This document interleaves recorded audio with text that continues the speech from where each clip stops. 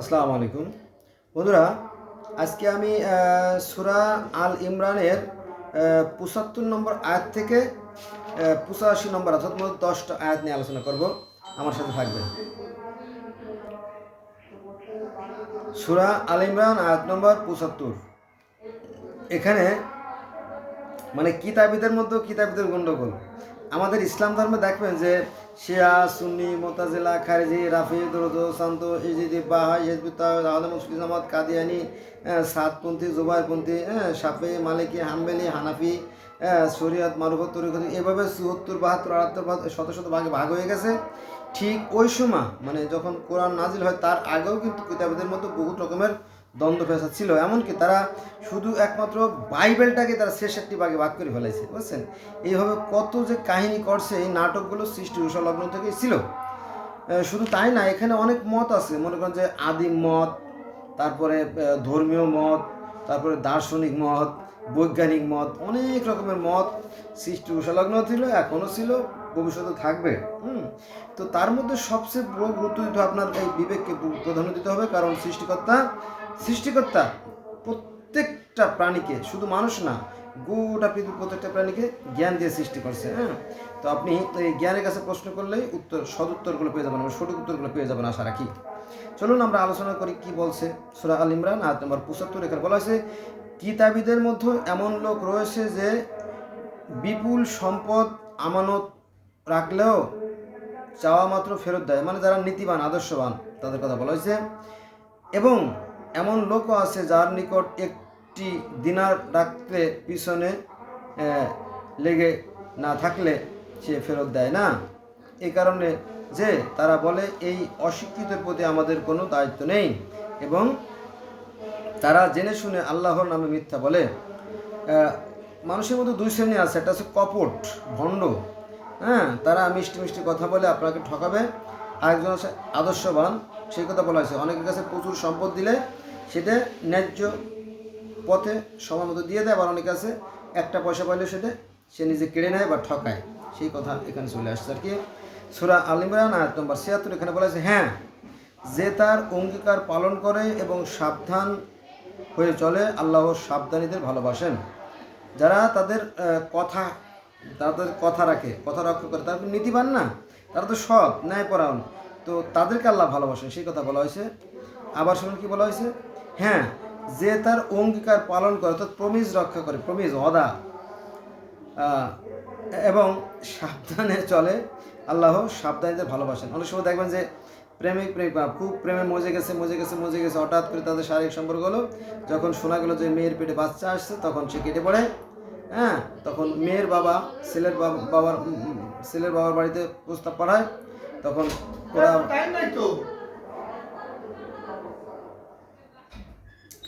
প্রস্তাব পাঠায়, দেখা গেল যে ছেলেকে কি করে গোপনে ঢাকা পাঠাই দেয় বা অন্যখানে পাঠাই দেয়, বিদেশে পাঠাই দেয়, এরকম ঠিক।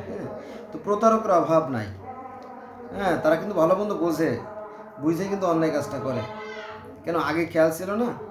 যাক, এবার আসেন সূরা আল ইমরান আয়াত নম্বর ৭৭। এখানে বলা হয়েছে, যারা আল্লাহর ওয়াদা এবং স্বয়ং শপথকে অল্প মূল্যে বিক্রয় করে, অর্থাৎ তাদের ওয়াদা ভঙ্গ করে, তাদের কথা বলা হয়েছে যে পরকালে তাদের কোনো অংশ নেই। যারা ওয়াদা ভঙ্গ করে, যারা মুনাফিক, যারা প্রতারক, যারা ভণ্ড, যারা বেঈমান, পরকালে তাদের কোনো অংশ থাকবে না। পরকালে আল্লাহ তাদের সঙ্গে কথাই বলবেন না, এবং তাদের দিক তাকাবেন না, এবং তাদের পরিশুদ্ধ করবেন না, এবং তাদের জন্য রয়েছে কঠিন শাস্তি। শুধু যে নামাজ পড়লেই যে শাস্তি হবে, না পড়লে শাস্তি হবে তা না। এখানে ওজনে কম দেওয়া, মানুষের সাথে প্রতারণা করা, ভণ্ডামি করা, অনেক ধরনের বেঈমানি, মুনাফিকি, এই সমস্ত কথাও বলা হয়েছে। এবার আমরা আলোচনা করব সূরা আল ইমরানের ৭৬ নম্বর আয়াত। তাদের মধ্যে একদল লোক এমনও আছে যারা জিভ নেড়ে পড়ে যাতে তোমরা মনে করো উহা আল্লাহর কিতাব, কিন্তু উহা কিতাবের অংশ, এবং তারা বলে উহা আল্লাহর নিকট থেকে প্রেরিত নয়, বরং তারা জেনে শুনে আল্লাহর নামে মিথ্যা বলে। ওই যে তারা নিজেদের মতো করে তৈরি করেছে কিতাব, এইগুলো সর্ব ধর্মে দেখা যায়, এরকম আমাদের ধর্মে আছে। হ্যাঁ, এবার আমরা সূরা আল ইমরানের ৭৯ নম্বর আয়াতে আলোচনা করব।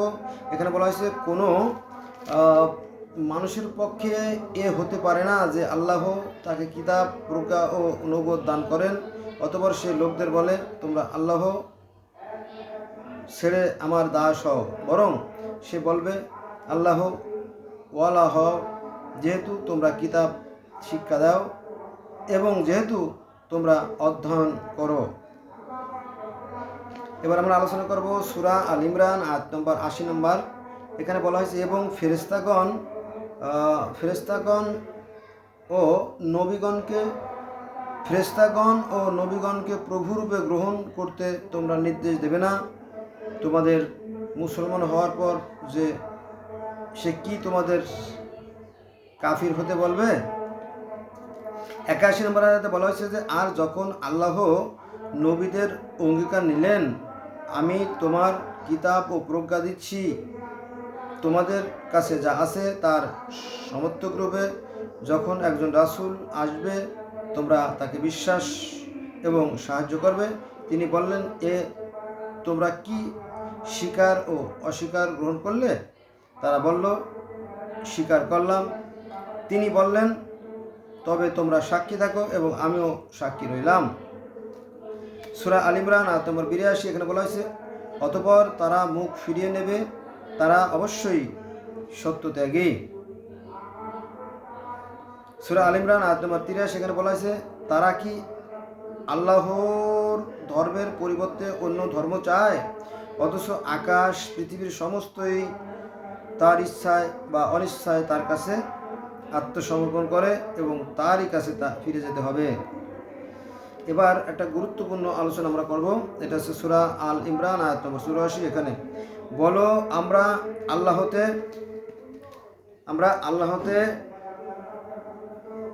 এবং আমাদের প্রতি যা অবতীর্ণ হয়েছে কোরআনে, আল্লাহতে ঈমান আনলাম এবং কোরআনে ঈমান আনলাম এবং যা অবতীর্ণ হয়েছিল ইব্রাহিম, ইসমাইল, ইসহাক, ইয়াকুব ও তার বংশগণের প্রতি এবং যা মূসা, ঈসা ও অন্যান্য বলতে অসংখ্য অজানা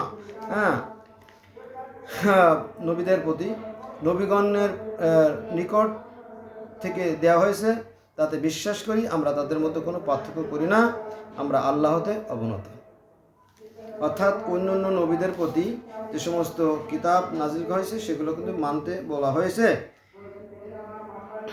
কারা তারা হচ্ছে ইব্রাহিম, ইসমাইল, ইসহাক, ইয়াকুব এবং তাদের বংশধর, মূসা, ঈসা ও তার বংশধর ও অন্যান্য, অর্থাৎ সমস্ত আসমানি কিতাবের প্রতি বিশ্বাস রাখার কথা বলা হয়েছে।